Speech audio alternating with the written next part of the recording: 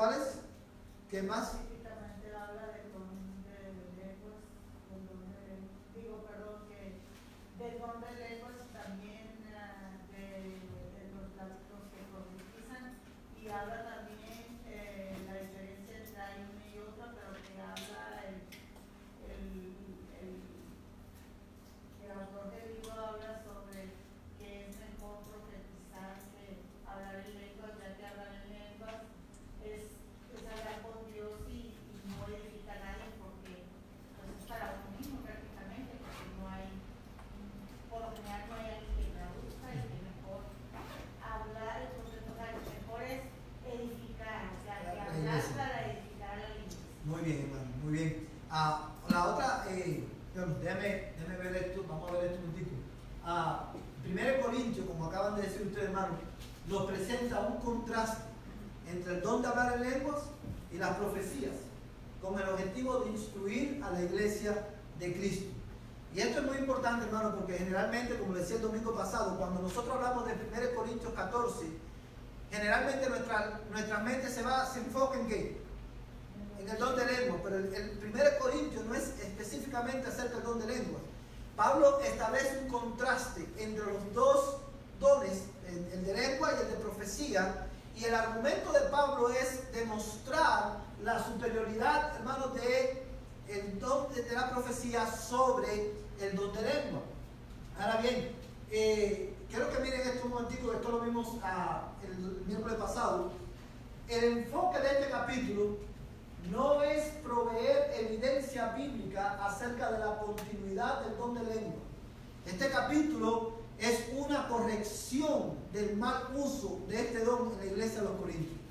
Cuando nosotros leemos el pasaje, observamos el pasaje y le preguntamos, hacemos la pregunta, ¿qué, quién, cómo, cuándo? Y observamos que Pablo no está dando evidencias de que esto es un don que debe de continuar en la iglesia, sino que él está corrigiendo el mal uso que la iglesia de los Corintios le estaba dando a este don, y lo hace haciendo el contraste entre el don de lengua y el don de profecía. De manera que ningún usar 1 Corintios 14 para demostrar o tratar de demostrar bíblicamente que el don de lenguas está en efecto o continúa en estos tiempos es un error. Porque el 1 Corintios 14 no habla acerca de la continuidad. El objetivo de ese capítulo no es proveer evidencia para la continuidad del don de lengua.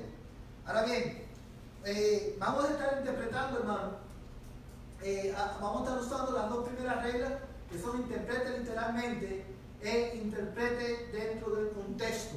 La razón, dígame, hermano. Dice que no es como para decirlo en continuidad, ¿verdad?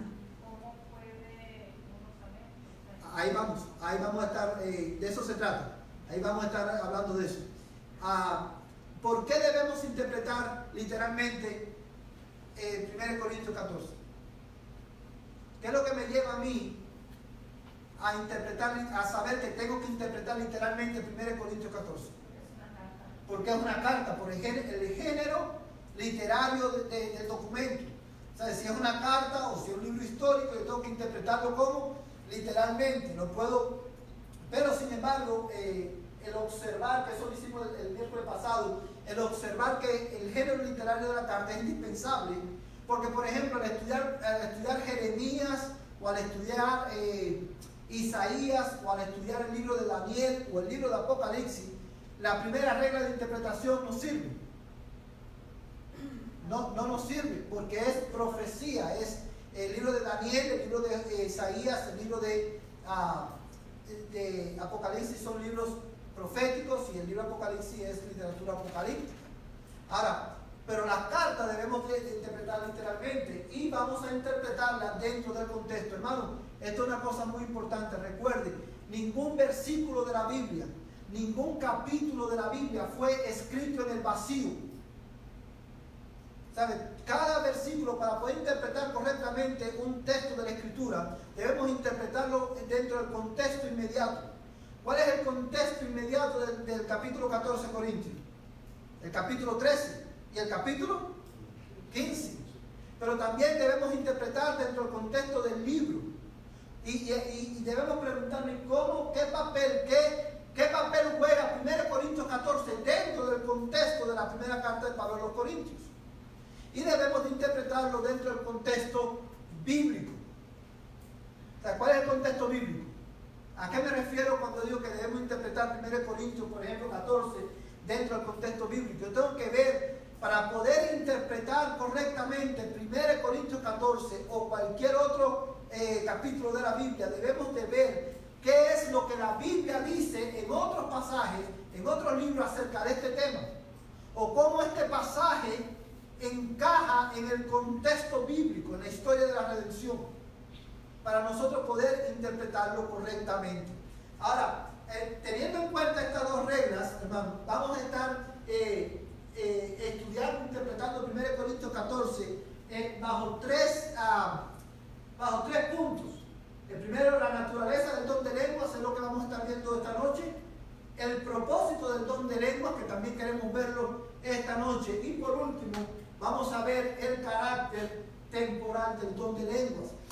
Cuando estemos en el carácter temporal del don de lenguas, es ahí donde vamos a responder la pregunta de la hermana Juanita: ¿cómo sabemos que realmente ya no está en función ese don?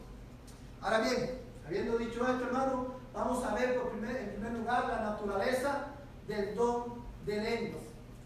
El hablar en lenguas, hermano, era un don espiritual. ¿Y qué es lo que usted tome nota, hermano? Para que usted estudie en la casa. El hablar en lengua era un don espiritual. ¿Por qué lo sabemos? Mire, por ejemplo, en 1 Corintios 14, verso 1.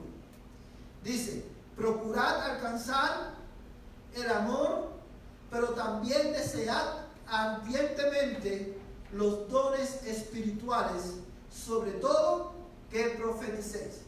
El don de lengua, hermano, para entender la naturaleza del don de lengua, tenemos lo primero que debemos de saber, es que el hablar en lengua era un don, ¿cómo? Espiritual. Es un don espiritual, hermano. Y otra de las razones, hermano, por la cual yo estoy, he querido compartir también este pasaje de la Escritura, porque mi objetivo al terminar con 1 Corintios 14 no es solamente enseñarle cómo aplicar estas reglas, sino que usted también, hermano, pueda, al terminar este estudio, usted pueda desear también, los dones espirituales que Dios le ha dado a ustedes.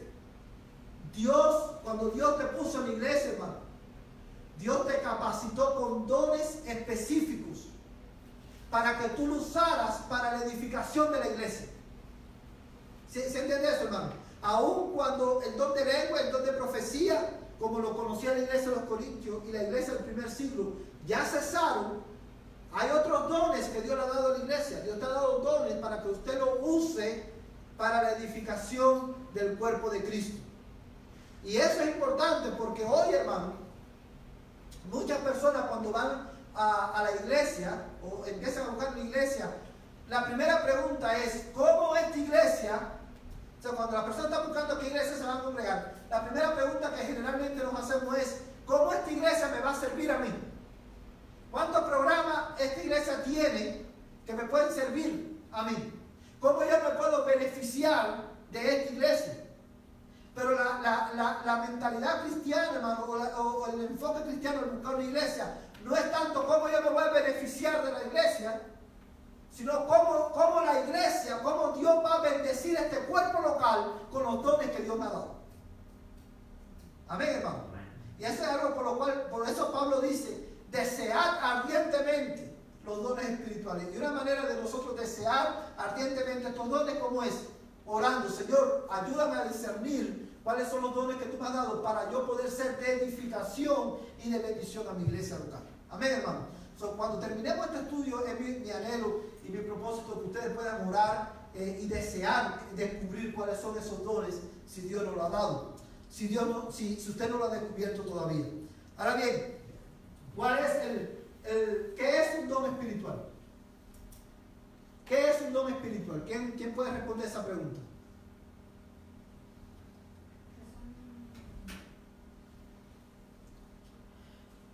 Es algo que Dios te ha dado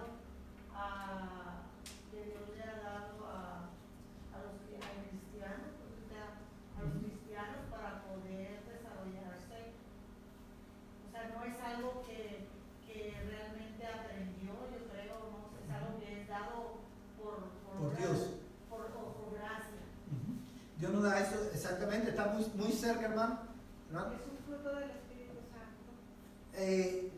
No, el fruto del Espíritu Santo es otra cosa. O sea, los dones espirituales, aunque son dados por el Espíritu Santo, no podemos confundir los dones con el fruto. Porque el fruto del Espíritu Santo, ¿dónde lo encontramos? En Gálatas. Dice, más el fruto del Espíritu es amor, paz, paciencia, benignidad. Y ahí empieza a dar una lista que dicho sea de paso, hermano, cada vez que nosotros tendemos, cada vez que hablamos del fruto del Espíritu Santo, nosotros tendemos a decir los frutos del Espíritu Santo. No son los frutos, es el fruto. O sea, es la evidencia de que el Espíritu de Dios está en nuestras vidas. Ahora bien, pero no podemos confundir fruto con los dones. Ahora bien, ¿qué son los dones espirituales? Bueno, los dones espirituales son, hermano, habilidades que el Espíritu Santo reparte a los creyentes para la edificación del cuerpo de Cristo. Eso es un don espiritual. Es una habilidad que el Espíritu Santo reparte ¿a quién? A los creyentes. Por eso se llama don espiritual, porque es algo que lo da el Espíritu Santo. Es una habilidad que el Espíritu Santo le da a cada creyente, y dice la Escritura que el Espíritu Santo lo da a cada uno como Él quiere. Y dice, ¿con qué objetivo? Para edificar la iglesia. Y esto es importante a la hora de nosotros poder interpretar correctamente 1 Corintios 14. Dios nunca le ha dado dones a los cristianos con el propósito de que los cristianos se edifiquen a sí mismos con los dones. O para beneficiarse ellos mismos, sino para beneficiar ¿a quién? A la iglesia, para la edificación de la iglesia. Ahora bien, hermanos,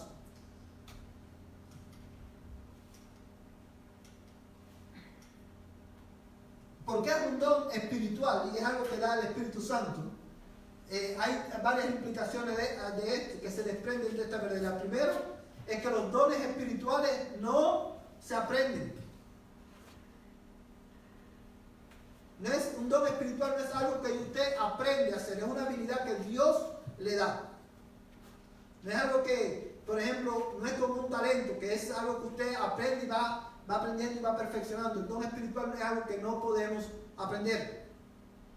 Es algo que Dios, el Espíritu Santo, se lo da a cada creyente. Y no solo, y al dárselo, Dios lo capacita para que lo ponga en práctica. ¿Sí me entiende, hermano? Ahora, dígame, hermano. ¿Cuál es la diferencia entre talento y habilidad? Bueno, talento, hermano, es algo que usted aprende y va desarrollando. Por ejemplo, hay personas que tienen talento musical. Las personas no nacen siendo músicos, pero tienen un talento para la música y aprenden a través de una escuela a tocar instrumentos. Hay personas que tienen talento para hacer varias cosas y eso lo van aprendiendo y lo van desarrollando, pero el don es una habilidad, una capacitación que el Espíritu Santo le da a cada creyente individual. ¿Sí lo entiende, hermano? No entiendo. Lo voy a explicar de nuevo. Hermano, por ejemplo, si alguien tiene el talento de la música y luego ya toca aquí o algo y no se dice que es un don porque que Dios le dio para que edifique la iglesia, o por ejemplo en mi caso que estudié contaduría pública y yo pienso que algo me ha servido para poder llevarlo de las finanzas, entonces no es talento. No, hermano, no, debe ser talento, hermano, son cosas, obviamente los talentos también Dios los da, porque cuando hermano, cuando Dios nos crea, nos hace, nos forma, Dios pone habilidades naturales en nosotros. Por ejemplo, el hermano Baldo tiene la habilidad natural ¿de qué? De manejar. El hermano Martín tiene la habilidad ¿de qué? De ser mecánico, y él aprendió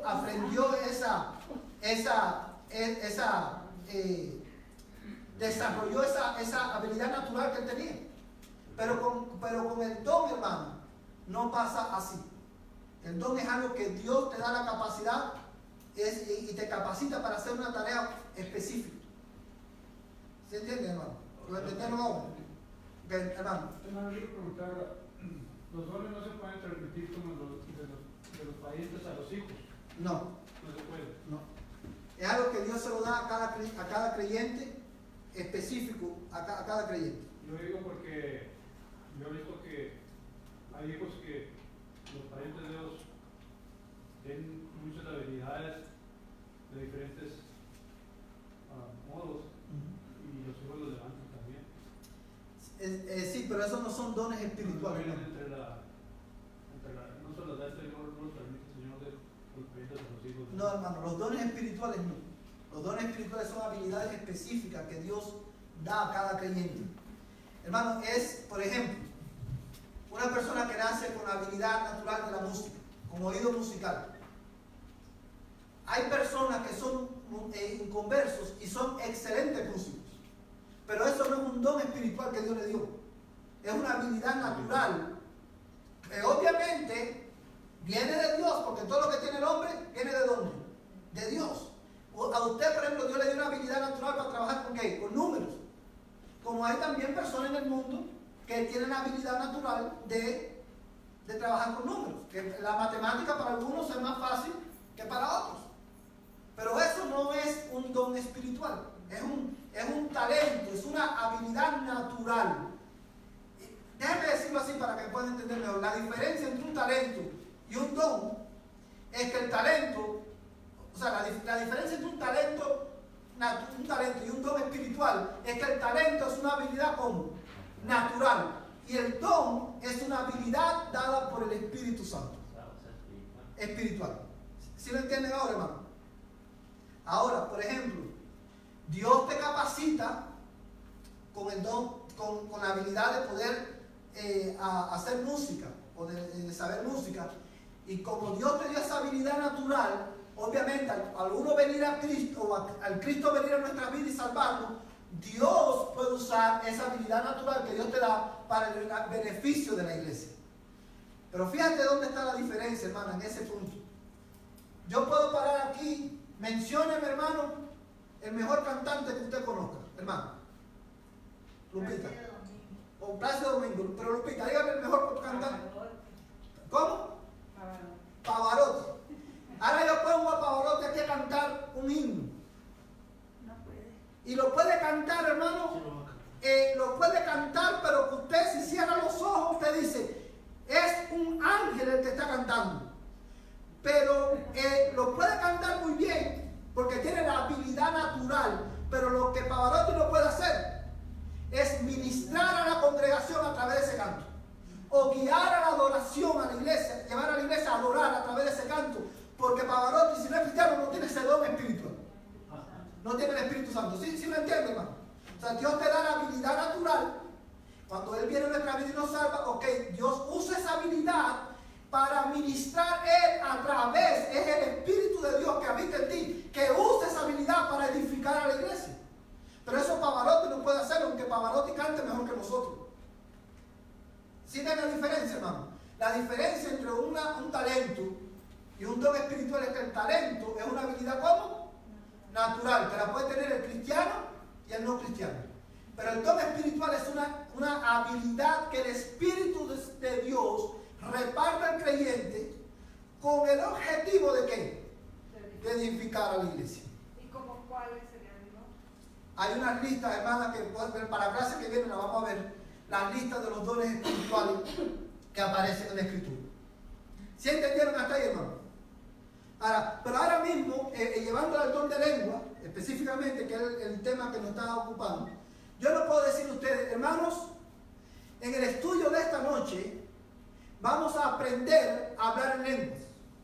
Y usted lo que tiene que hacer es dejar suelte la lengua, hable como un niño, hermano, y eso puede causar risa, pero esto es real, hermano, esto se ve en iglesias. Suelte la lengua, empieza a hablar como un niño, usted va a ver que Dios te va a dar la lengua. El don espiritual, el don de hablar en lengua, como se conocía en aquel tiempo, No es algo que usted pueda aprender. No es algo que se aprende. Es algo que Dios daba a la iglesia en aquel momento, como lo vamos a ver más adelante. Ahora, mira, hermano, 1 Corintios 12:7, por favor.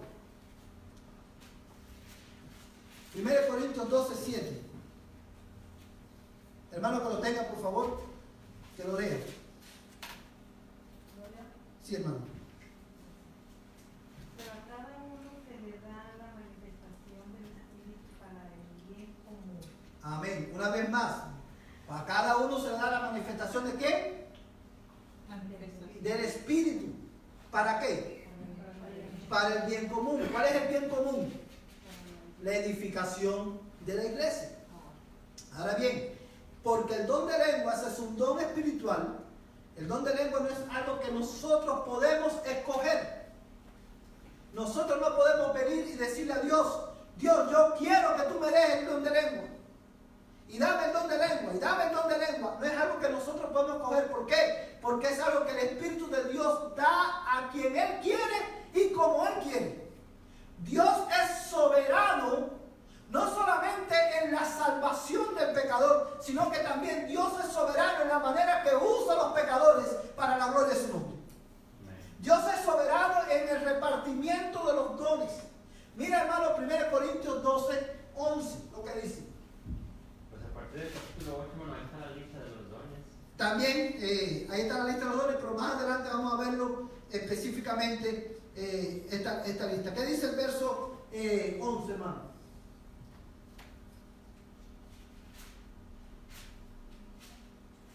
Sí, lea, hermano. Pero a todas estas cosas las hace uno y el mismo Espíritu distribuyendo individualmente cada uno según la voluntad de Él. Amén. Fíjate lo que dice el texto, hermano.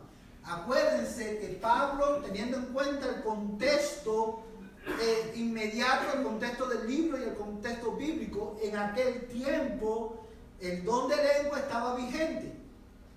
Y Pablo está hablando a la iglesia de los Corintios y le está diciendo, hermano, específicamente de esta manera. Pero todas estas cosas, ¿cuáles son todas estas cosas? Los dones que él menciona anteriormente. Pero todas estas cosas las hace uno y el mismo Espíritu, distribuyendo ¿cómo? Individualmente. No todos los creyentes tenemos los mismos dones. Y es por eso que Pablo en otro pasaje de la Escritura, escribiendo a los Corintios también, si mal no recuerdo, Romano dice, si todos fuéramos dedos, ¿dónde queda el brazo? Si todos fuéramos brazos, ¿dónde queda el pie? ¿Dónde queda el ojo? Si todos fuéramos orejas, ¿dónde queda la nariz? Porque no todos los creyentes tenemos los mismos dones espirituales. Porque el Espíritu de Dios los reparte, ¿cómo dice el texto? Individualmente. ¿Y qué más dice el texto? A cada uno según la voluntad de Él. Está ahí a partir del capítulo 14, no está El verso 14. Sí, gracias, hermano. A partir del verso 14 está la analogía del cuerpo. Y él explica esto, la individualidad de cada don que Dios da. Ahora bien, hermano, fíjese, esto es muy importante. Porque el Espíritu Santo es el que reparte los dones. Pablo le enseña a la iglesia que es algo que ellos no pueden aprender, no es algo que usted aprende en la escuela, no es algo que usted puede escoger. Nosotros no escogemos los dones que Dios nos da. Dios los reparte, y esto es clave, hermano. Dios los reparte a cada uno según Él quiere. Suponiendo que el don de lengua estuviera vigente, sería incorrecto o antibíblico que los cristianos pidiéramos, Señor, dame el don de lengua. Porque obviamente eso contradice la Escritura. En caso de que estuviera vigente. ¿Sí lo entiende, hermano? Pero este principio aplica para todos los dones. Yo no puedo decir, Señor, dame el don de la música. Yo quiero que tú me des la habilidad de poder ministrar a través de la música. Eso es algo que Dios lo hace si Él quiere, porque Dios es como soberano. No solamente en la salvación, sino también en el repartimiento de los dones. Y eso es muy importante, hermano, porque usted va a encontrar también hoy personas que van a decir, pide, tú tienes que pedir el don de lengua y Dios te lo va a dar. Es incorrecto, es antibíblico. Por dos razones. Porque no está vigente, como vamos a demostrar el domingo que viene, el miércoles que viene, gracias, y porque la Biblia claramente dice que el Espíritu Santo es el que reparte los dones como Él quiere. Hermano. ¿Con qué intención se habló en lenguas entonces en aquel tiempo? Ahí vamos, ese es nuestro próximo punto y le voy a responder esa pregunta. Ahora, ¿sí entienden esto hasta aquí, hermano? Ahora, lo otro, para entender la naturaleza del don de lengua, hemos visto que no es algo que podemos aprender. ¿Por qué? Porque es un don, ¿qué? Espiritual. No lo podemos aprender, y porque es un don espiritual tampoco podemos escogerlo. Ahora, también, hermano, el texto nos indica, o la Biblia nos indica, que no es una señal de la llenura del Espíritu Santo. Tener el don de lenguas nunca fue la señal de que un cristiano está lleno del Espíritu Santo. Enseñar eso, hermano, es un error doctrinal. Es un error bíblico. La Biblia en ningún momento enseña eso. Quiero que busquen en tu Biblia Hechos capítulo 4, verso 31.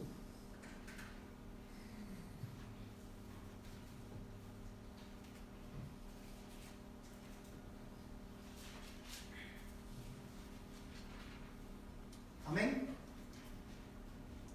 Libro de Hechos, capítulo 4, verso 31. Dice, después que oraron, el lugar donde estaban reunidos tembló y todos fueron llenos del Espíritu Santo y hablaban la palabra de Dios con valor. Amén. Fíjate, hermano, ¿cuándo pasó esto que estamos leyendo? Pentecostés. Inmediatamente después del Pentecostés. Después del Pentecostés viene el mensaje ¿de quién? De Pedro. Y en ese contexto que dice la Biblia, después que oraron, el lugar donde estaban reunidos, ¿qué pasó con el lugar? Tembló. Cuando dice en Lucas que el lugar donde estaban reunidos tembló, ¿cómo debemos interpretar eso? Literalmente. ¿Por qué? Porque Hechos es un libro ¿cómo? Histórico. Lucas está escribiendo lo que él vio, lo que él sabe. Dice, oraron y el lugar tembló. ¿Y qué más dice Lucas? Dice, y todos fueron llenos del Espíritu Santo y hablaban la palabra de Dios ¿con qué? Con valor. Una de las evidencias de que un cristiano está lleno del Espíritu Santo es que predica el Evangelio ¿con qué? Con valor. La Reina Valera lo traduce de Con denuedo. Esa es la evidencia, hermano, una de las evidencias, porque Pablo, y digo una, porque cuando vamos a la carta de Efesios, como ya vimos, una de las evidencias que estamos llenos del Espíritu Santo, ¿cuál es? ¿Cuál es una de las evidencias que Pablo nos da en Efesios de la llenura del Espíritu Santo?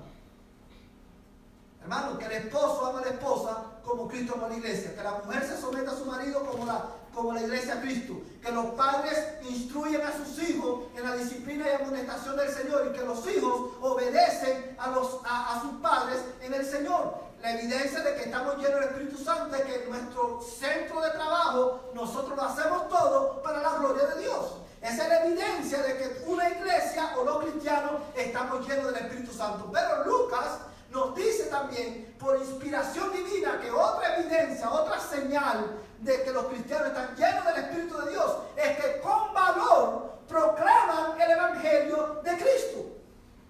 Amén. Hermano, si usted tiene temor a predicar el Evangelio, ¿qué es lo que debe hacer? Orar, Señor, lléname del Espíritu Santo para yo poder predicar sin temor tu palabra. Y una vez más, recuerde, cuando hablamos de la llenura del Espíritu Santo, no estamos hablando de que Dios va a inclinar la jarra del Espíritu y te va a llenar desde el cielo con el Espíritu Santo. No, la llenura del Espíritu Santo, ¿cuál es? Es de adentro para afuera. El Espíritu de Dios, hermano, va a través de su palabra, Él va a ir, hermano, moldeando tu vida, tus emociones, a la imagen de Cristo, hermano. Pero si ya no necesitamos llenura, entonces ¿por qué pedimos por llenura a lo que está comentando usted? Repita la pregunta. Si ya no se necesita, si estamos llenos del Espíritu Santo, ¿por qué dice que oramos pidiendo la llenura del Espíritu Santo? No, cuando nosotros debemos orar por ser llenos del Espíritu Santo en el sentido de que nosotros debemos pedir todos los días ser renovados por el Espíritu Santo a través de la palabra. Cuando Pablo dice ser llenos del Espíritu, está hablando en el idioma original, indica una acción continua. Tiene que ver con la santificación de nuestras vidas. Y es por eso que Pablo dice, ustedes deben ser llenos del Espíritu Santo, pero es un acto continuo en la vida del creyente que Dios lo lleva a cabo a través de ¿qué? De su palabra. Por eso debemos orar, Señor, llénanos del Espíritu Santo. Pero cuando oramos por eso, tenemos que entender que no es que Dios de afuera te llena del Espíritu Santo como usted llena un vaso de agua con una jarra, sino que el Espíritu de Dios que habita en ti, a través de la palabra, de su palabra, no a través de nuevas revelaciones, sino a través de su palabra, va moldeando tu vida, va moldeándote a la imagen de Cristo y somos transformados, como dice Pablo, de gloria en gloria, como por el Espíritu del Señor. Y la evidencia de que estamos siendo llenos del Espíritu Santo, ¿cuál es? Que el esposo cristiano ama a la esposa como Cristo a la iglesia. Que la esposa cristiana se sujeta a su esposo como la iglesia a Cristo. Y así sucesivamente. Y Lucas nos dice que la evidencia de que estamos llenos del Espíritu Santo, ¿cuál es? Hablar la palabra de Dios con valor. Dice, todos fueron llenos del Espíritu Santo. ¿Y qué pasó, Ariel? Y hablaban la palabra de Dios con valor. Decir que el don de lenguas es la evidencia de que estamos llenos del Espíritu Santo es un error bíblico, o sea, un error doctrinal. Es un error que surge de una mala interpretación de las Escrituras, porque no interpretamos la Biblia dentro de su contexto. ¿Sí lo entienden, hermano? Ahora, en los minutos que nos quedan, hermano, ¿cuál era el propósito del don de lenguas? Ya vimos la naturaleza del don de lenguas. Ahora, ¿cuál era el propósito del don de lengua? La edificación de la iglesia. ¿Qué más? Predicar el Evangelio. Predicar el Evangelio. ¿Qué más? Hermano, pero solo se escuchó que hablaran en lenguas ahí en el Pentecostés, ya no se escuchó que hablaran más, ¿no? Bueno, la iglesia de los Corintios, hermano, los cristianos de Corintios hablaban en lengua. Y por eso Pablo le escribe. Porque en aquel tiempo estaba vigente todavía el don y lo estaban usando mal. Hermano, pero yo tengo una pregunta, pero entonces, ¿era Dios que nos hablaba? En aquel tiempo, hermano, era un don que venía de parte de Dios. Sí, pero cuando hablaban en lenguas, Dios estaba comunicando con la persona. Y Dios tenía que comentarle a la congregación lo que Dios decía. Había que tener un intérprete, había que haber un intérprete para que tradujera lo que estaba diciendo. Pero mayormente era que Dios le hablaba a la congregación.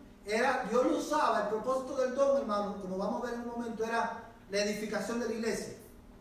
Y Dios acuérdense, hermano, lo que no quiero entrar en ese detalle ahora, porque eso lo vamos a ver el miércoles que viene, cuando hablamos del carácter temporal del don de lengua, porque creemos que ya cesó, y cuál era, y cómo se usaba, por qué se usaba en aquel tiempo, y ya hoy no se usa. Ahora, hermano. No, pues nomás dice, pues el propósito del don de lenguas era edificar la iglesia, pero lo que pasaba ahí es que todo había un desorden. Había un desorden en todas las cosas. Entonces ya Pablo manda la carta y les dice sobre eso que se tiene que hacer. Todo tiene que ser con orden. Si alguien va a hablar, que haya un intérprete. Y que que haya un intérprete, y si no hay intérprete, o sea, de nada sirve que esté hablando porque es en vano. Exacto, porque hermano, y una cosa muy importante, y una vez más, no quiero meterme en ese de eso porque lo vamos a ver el domingo que viene, pero si usted lee cuidadosamente, el miércoles que viene, perdón, si usted lee cuidadosamente 1 Corintios 14, una de las palabras que se repite constantemente, ¿cuál es? Es edificación, y ¿cuál más? Entendimiento. ¿Usted sabe cuál es el problema de la iglesia moderna? Que la iglesia moderna está más enfocada en las emociones y en lo que siente que en el entendimiento. Nosotros, la iglesia moderna hoy canta y no sabe lo que está cantando. porque lo que nos gusta es canciones que apelen a nuestras emociones. Y usamos las canciones como una droga espiritual. En ese momento que estamos cantando y esa canción apela a mis emociones, yo me siento high, me siento que estoy en la gloria. Me siento como que no tengo los pies en la tierra. Pero eso solamente son las emociones. Pero cuando usted sale de ahí, hermano, es otro cuento. Aterriza en la tierra. Y se da golpe. Porque estamos enfocados en las emociones. Todos queremos. Y es por eso que usted ve todos estos fenómenos. Que empezamos, el que más alto habla en lengua es más espiritual. Pero Pablo obviamente dice, si yo hablo en lengua y no entiendo, dice, mi entendimiento se queda como empobrecido. Dice, el que habla en lengua dice, habla al aire. Son varios problemas que había en la iglesia de Corintios por los cuales él habla. Y él enfoca este problema específico.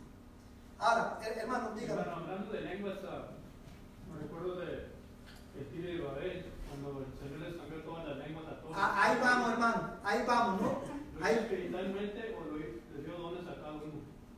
Dios le dio la habilidad de hablar diferentes idiomas, pero ahí vamos ahora, no se me adelante. Usted ve, es el beneficio, hermano, de ser el pastor de una iglesia que conoce la Escritura. Yo sé que la hizo para confundirlos a todos. Para confundir. Para parar el proyecto. Exacto. Y ahí vamos ahora. Bueno, a lo mejor voy a un poquito atrás, pero a lo mejor la pregunta que hizo la hermana Leti es cuando vino el Espíritu Santo, se derramó el Espíritu Santo, todos hablaban en lenguas, pero no eran lenguas espirituales, eran lenguas idiomáticas, ¿no? Pero ese era un don, hermano, espiritual, aunque hablan lengua idiomática, porque esa gente no habían ido a la escuela a aprender ese idioma. Bueno, sí, pero, o sea, eran lenguas idiomáticas. Era lengua idiomática, no era el balaca ese que uno oye hoy. No era nada de eso. Eran, porque la Biblia misma te lo dice. Oímos hablar, y ahí vamos a ir ahorita, hermano. Ahora bien, ¿cuál era el propósito del don de lengua? Obviamente, cuando nosotros estudiamos 1 Corintios 14, 1 Corintios te dice que el don de lengua era con el propósito de ¿qué? De edificar la iglesia. Pero acuérdense, vamos a interpretar 1 Corintios dentro del contexto ¿qué? Del libro y dentro del contexto bíblico.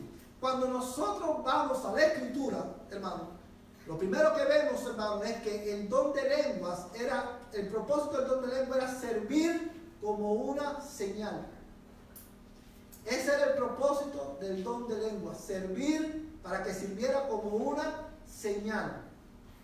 Y usted se preguntará, ¿una señal de qué? Bueno, cuando vamos a la Biblia, vemos que el don de lengua el propósito del don de lengua era servir como una señal de juicio. El don de lengua tenía como propósito servir como una señal de juicio. Mira, como una señal de bendición y en tercer lugar como una señal de autoridad apostólica. Amén. El propósito del don de lenguas era servir como una señal de juicio, como una señal de bendición y como una señal de autoridad apostólica. Amados hermanos, vamos a ver la primera señal, una señal de juicio. Vamos a leer 1 Corintios 14, 20 al 22.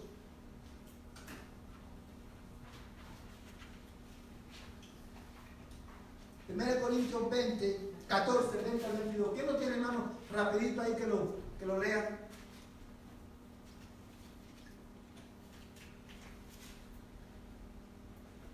Dice, así que las lenguas son una señal no para los que creen, sino para los incrédulos. Pero la profecía es una señal no para los incrédulos, sino para los creyentes. Ese es el 22, hermano, Del 20 al 22. O del 20. Sí. Perdón. Dice, hermanos, no seáis niños en la manera de pensar, más bien ser niños en la malicia, pero en la manera de pensar ser maduros. En la ley está escrito, por hombres de lenguas extrañas y por boca de extraños hablaré a este pueblo, y ni aún así me escucharán. Así que las lenguas son una señal no para los que creen, sino para los incrédulos, pero la profecía es una señal no para los incrédulos, sino para los creyentes. Amén. Hermano, fíjese, cuando no nos va a dar tiempo a ver todos los textos bíblicos, por eso vamos a saltar algunos, pero cuando dice Pablo, como está escrito, ¿a dónde? En la ley. Él estaba refiriéndose específicamente a una profecía. Esa profecía a que leyó el hermano está en Isaías 28 del 11 al 12. ¿Y cuál era, hermano? ¿Por qué Pablo, fíjate que Pablo usa la profecía de Isaías dentro del contexto del don para explicar el propósito del don de lenguas? Y él dijo, no está escrito en la ley. Dice, y lo que pasa es, hermano, que en el tiempo de los profetas, cuando Dios traía juicio a la nación de Israel, generalmente traía, hermano, traía juicio a través de personas que hablaban un lenguaje completamente diferente al de ellos, para que ellos no pudieran entender lo que estaba pasando. Dios, hermano, cada vez que iba a traer, y léase Isaías 28 para que usted pueda verlo. Dios a través de los profetas hablaba a la nación de Israel, pero cuando la nación de Israel, hermano, estaba aferrada a su pecado, que no quería creer ni quería arrepentirse, Dios le mandaba una nación con una lengua que ellos no entendían, como juicio. Y cuando Pablo dice a los corintios que el don de lengua es una señal para los incrédulos, es que el don de lengua era una señal de juicio sobre los judíos que no creían. Recuerden, hermano, que la iglesia estaba compuesta ¿por quién? Por judíos y gentiles. Los incrédulos eran los judíos que no creían, hermano. Y Dios, hermano, trajo juicio sobre ellos, hermano, hablando a través de un lenguaje que ellos no podían entender, porque ellos habían rechazado todas las profecías bíblicas que Dios le había dado. El don de lengua, hermano, servía como una señal de juicio. Ese era el propósito por el cual, uno de los propósitos por el cual Dios lo dio en aquel tiempo. También, hermano, Deuteronomio 28:49 habla también de otro momento en el que Dios trajo juicio a través de una nación que ellos no, con un lenguaje, y la Biblia dice, con un lenguaje que ellos no conocen. Ahora bien, hermano, mira Marcos capítulo 4, versos 11 al 12, para que tú veas que esto es el patrón divino, era este: traer, hermano, juicio a la nación o a los incrédulos a través de lenguas que ellos no conocían. ¿Quién tiene Marcos capítulo 4, versos 11 al 12?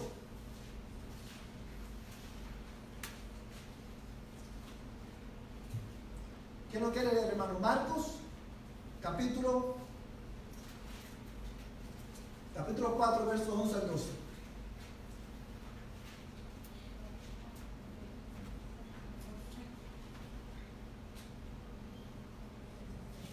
Y les decía, a vosotros os ha sido dado el ministerio del reino de Dios.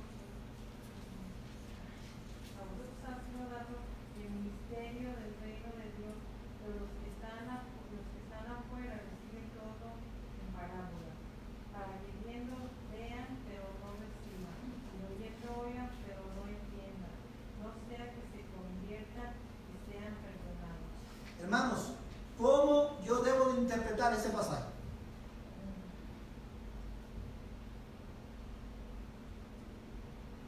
¿Cómo debo interpretarlo, hermano? Literalmente. ¿Qué es lo que quiere decir el Señor cuando dijo eso? El Señor lo que quiso decir es exactamente lo que está ahí.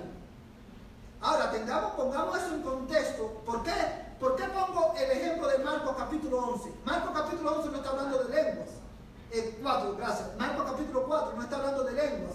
Marcos capítulo 4 ilustra la manera en la que Dios traía juicio a través de las lenguas. Porque cuando ellos, fíjate lo que le dice a los discípulos: a ustedes les he dado a conocer ¿qué cosa? El misterio del reino de Dios. Pero los demás reciben todo en parábola. ¿Para qué? Para que oyendo. Para que viendo vean, pero no perciban. Exactamente. Que viendo oigan, pero no entiendan.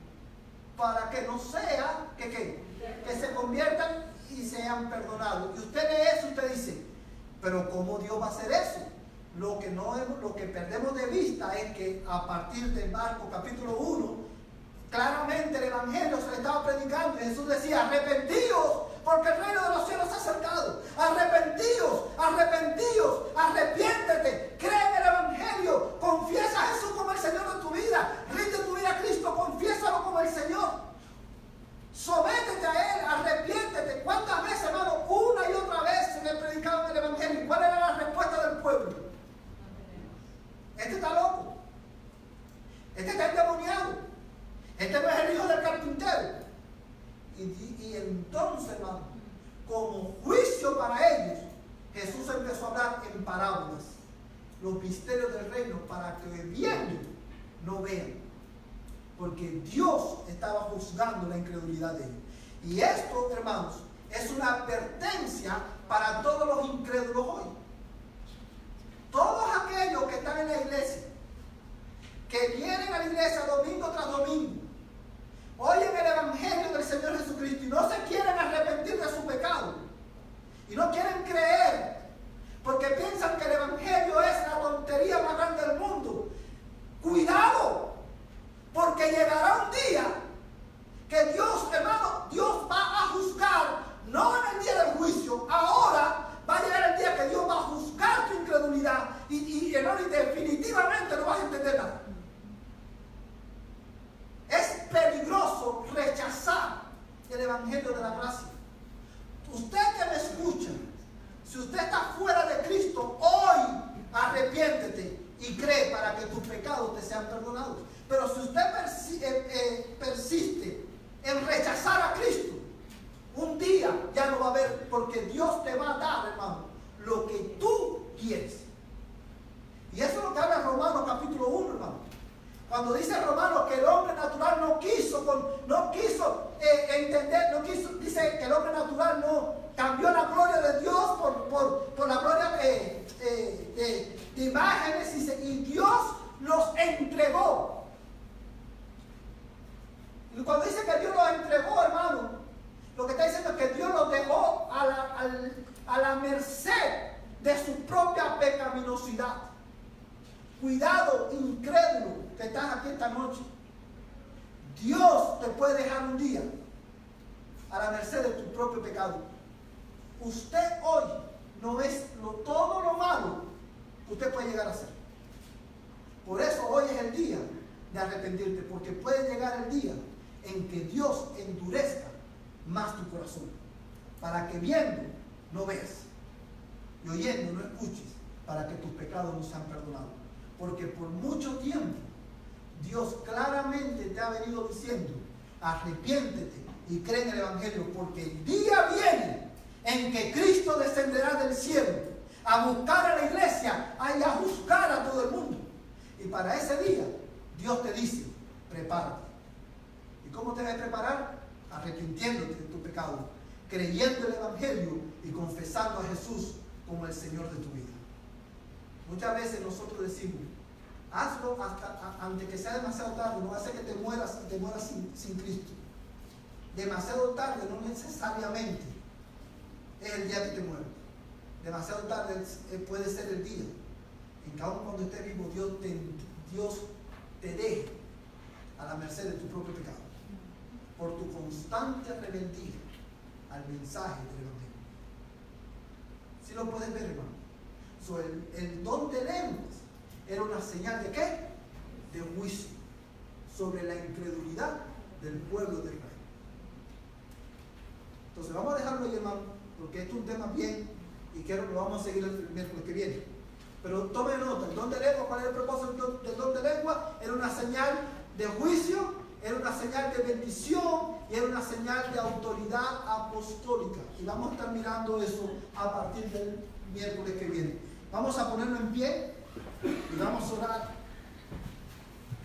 Yo voy a pedir al hermano Osvaldo que nos despide en oración en esta noche.